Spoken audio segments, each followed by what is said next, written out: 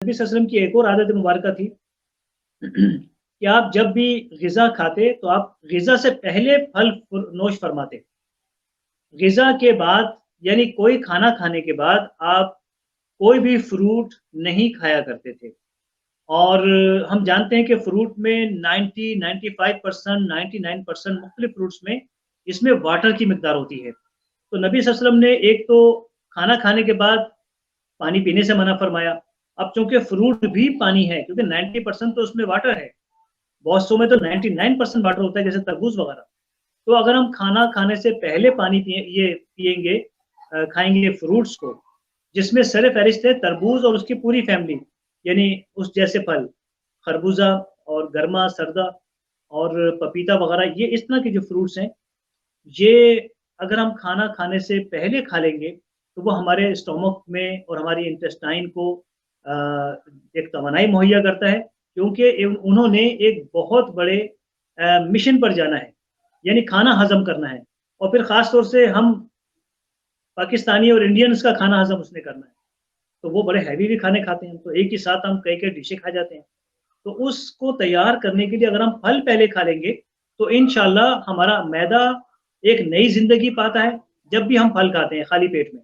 हमारी आंतें, यानी पूरा निज़ाम हाज़मा, डाइजेस्टिव ट्रैक्ट वो रिफ्रेश हो जाता है। इसके बाद हमने खाना खाया, अब फल हमने खाना खाने से पहले लेना है, तो एक और भी फ़ायदा होगा कि खाना फल फ्रूट के अंदर जितने विटामिन्स और मिनरल्स वगैरह हैं, हमारा मैदा, हमारा डाइजेस्टिव सिस्टम उसको हमारी इंटेस्टाइन्स उसको ज़्यादा मिकदार में एब्ज़ॉर्ब कर सकेंगी और उसको अच्छी तरह इस्तेमाल कर सकेंगी।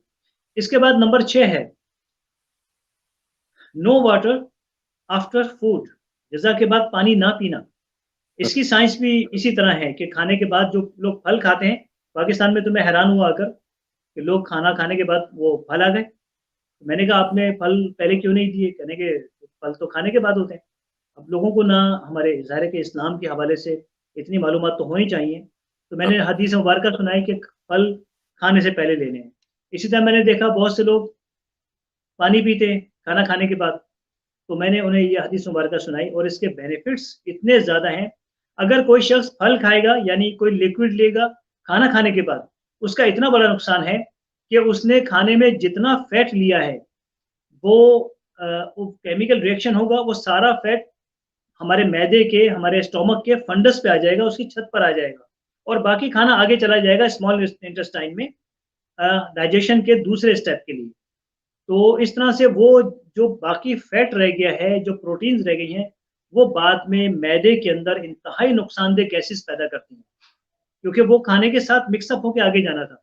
तो हमने खाने के बाद पानी पी लिया और फ्रूट खा लिए, ये सारा खाना हमारा, ये हमारे लिए खराबी का बाइस बन गया।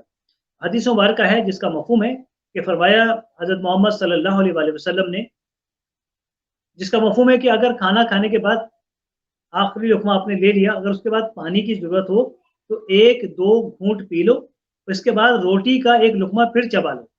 अब इसके लिए ये जापानी वो रिसर्च है।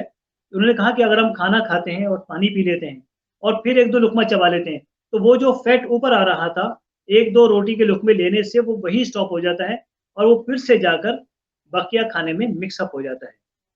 तो इसलिए हमें खाना खाने के बाद पानी नहीं पीना ताकि गैसेज़ ना बने, कब्ज़ ना हो, पेट फूल जाता है उससे और हार्ट की तरफ इश्यूज़ आते हैं।